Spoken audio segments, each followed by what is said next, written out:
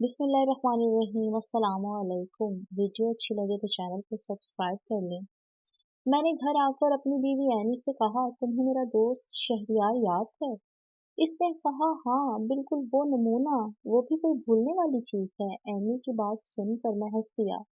मेरी और एनी की शादी पर इसने फैशन करके बाल बहुत लंबे कर लिए थे, इसलिए वो एनी को याद रह गया। मैंने एनी को कहा, हाँ एनी, वही शिराज। क्या हुआ आपके दोस्त को? वो अचानक आपको कैसे याद आ गया? मैंने इसे बताया, आज मुझे वो बाजार में मिला था। वो तो बहुत नेक और शरीफ इंसान बन गया है, इसमें इतना बदलाव कैसे आ गया?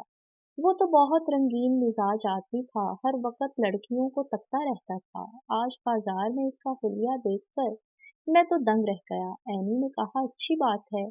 हो सकता है इसने शादी कर ली हो, और बीवियां तो शोहरों को सुधार ही देती हैं।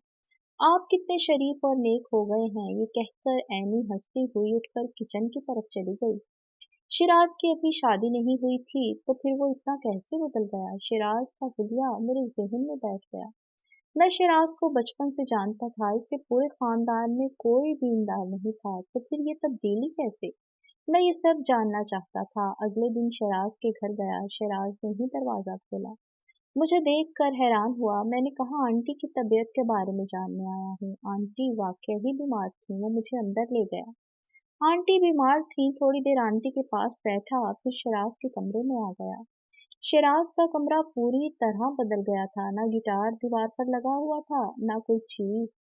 कमरे में एलसीडी भी मौजूद नहीं थी। शिराज ने मेरी तरफ देखकर कहा, तुम ही तो कहा करते थे सुधर जाओ। इसकी बात सुनकर मैं मुस्कुराया और कहा, किसी लड़की का चक्कर है, कोई धोखा देकर चली गई। मेरी बात सुनकर इसने मुंह फेर लिया, फिर मेरी तरफ देखकर कहने लगा, हसीना का चक्कर तो है, मगर ना ही किसी ने दिल दुखाया और ना ही किसी ने धोखा दिया। मैं किसी हसीना ने सीधा रास्ता दिखा दिया। फिर शिराज ने मुझे तमाम रुदात बताई, जिसे सुनकर मैं दंग रह गया। शिराज ने कहा, एक दिन मैं अपने दोस्तों के साथ एक शादी में गाना गाने गया। ये काम मैं शौकिया करता था। पैसा मेरे पास बहुत था। वहां पर प्रेम नगर के इलाके से लड़कियों को रक्स के लिए बुलाया गया था। इन लड़कियों में एक से बढ़कर एक हसीना थी। मेरे दिल में आया, सारा हुस्न प्रेम नगर की गलियों में आ गया है। तकरीब खत्म हुई, वो लड़कियां वापस चली गईं। मेरे एक दोस्त ने मजाक में कहा, यार इतनी हसीन लड़कियां कुछ पैसों में मिल सकती हैं, तो अपनी जवानी को जाया क्यों करना? इसकी बात सुनकर मैंने कहा, बात तो ठीक कह रहा है, हम दोस्त जवान और पैसे वाले हैं, थोड़ा वक्त इन लड़कियों के साथ गुजारेंगे तो क्या बुराई है। जब मैंने ये बात कही तो किसी को भी बुरा नहीं लगा, और सब एक दूसरे की हाँ में हाँ मिलाने लगे। फिर हम सब ने अगली रात प्रेम नगर जाने का इरादा किया। सबसे बड़ा कोठा जिस बाई का था, सब दोस्त वहां चले गए। वहां पर 4 लड़कियां महवे रक्स थी। मर्द इन पर पैसे लुटा रहे थे। हम सब दोस्त भी तकियों से टेक लगाए बैठे थे। 1 घंटा गुजर जाने के बाद रुखसाना बाई खड़ी हुई और बोली, कौन कौन यहाँ रात गुजारना चाहता है? सब पैसे मेरे हाथ पे रखें और जिस कमरे में जाना चाहे चला जाए। हम सब दोस्तों ने 10-10 हजार रुखसाना बाई के हाथ पर रख दिए। इसने ऊपर जाने का इशारा किया और कहा, जिस कमरे में चाहो चले जाना, मगर आखिरी कमरे में न जाना। सब लड़के कमरों में चले गए, मगर मेरे कान रुखसाना बाई की बात पर खड़े हो गए।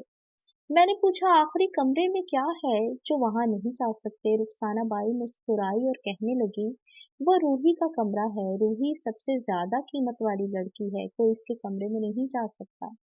रूही के पास जाने के लिए बहुत से अदब आपको मानना पड़ता है, हर कोई रूही के कमरे में नहीं जा सकता। मैंने पूछा, क्या बात है? रूही की सूरत में रात इसके साथ ही गुजारूंगा। इसने कहा, आज तो तुमने शराब पी रखी है, और रूही शराबी मर्दों को अपने कमरे में आने नहीं देती।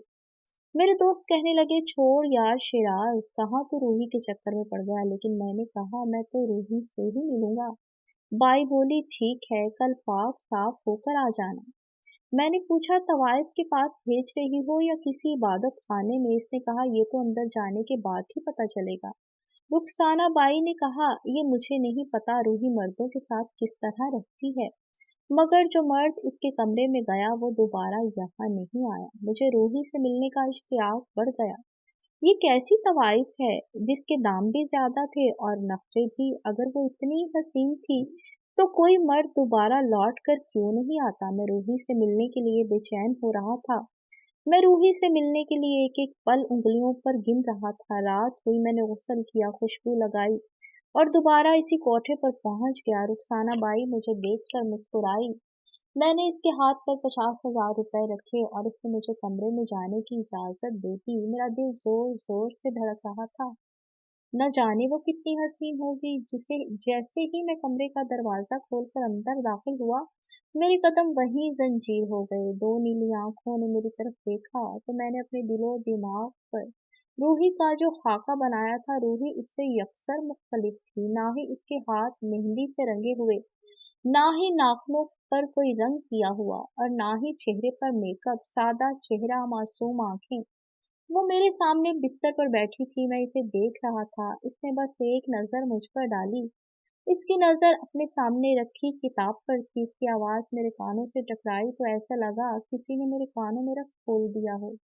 बचपन में मैंने ये लफ्ज़ कई बार सुने थे, आज इन्हें सुनने के बाद ऐसा लगा कि मेरे जिस्म में करंट दौड़ रहा हो। मैंने आज तक ऐसी आवाज़ नहीं सुनी थी। वो खामोश हो गई और कहने लगी, बैठ जाएं। कब तक खड़े रहेंगे? मैं इसके सामने जा बैठा, मगर इसकी नज़र अब भी मुझ पर नहीं थी। मेरी खूबसूरत लड़कियों में बहुत मकबूलियत थी, लेकिन रूही ने तो एक निगाह भी मुझ पर न डाली। अलबत्ता इसके लफ्ज़ों ने मेरे दिलो दिमाग को मोम कर डाला। ये लफ्ज़ इसके ना थे, बल्कि इसके सामने रखी किताब के थे। वो इस पैगाम को बहुत खूबसूरत तरीके से बयान कर रही थी। मैं इसको बस सुनता ही चला जा रहा था। वो सूरह नूर की तलावत कर रही थी और अब इसकी तफसीर बयान कर रही थी।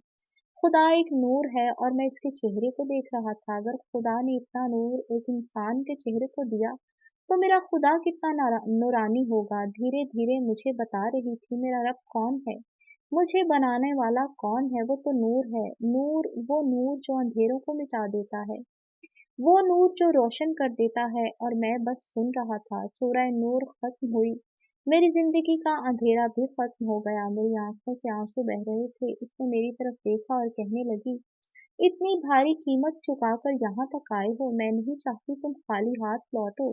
हर अंधेरे को रोशनी में बदल कर यहाँ से लौटो। मुझे धोखे से यहाँ लाया गया।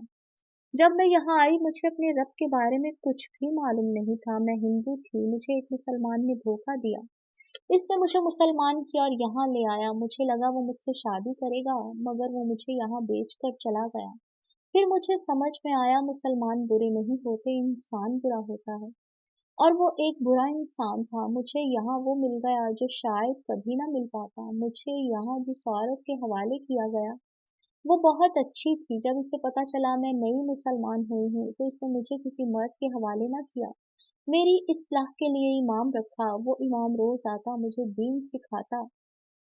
यहाँ किसी ने मेरे साथ जोर जबरदस्ती नहीं की। मैं इस कमरे में कुरान पढ़ती हूँ और इस पर अमल करती हूँ। मैंने रुखसाना बाई को कह दिया, अगर कोई मर्द ऐसा हो जो पूरी पाकी के साथ यहाँ आना चाहे, तो इसे आने दिया जाए। मैं अपने रब से दुआ करूंगी वो मेरे कमरे को किसी दूसरे की जिंदगी के लिए नूर बना दे।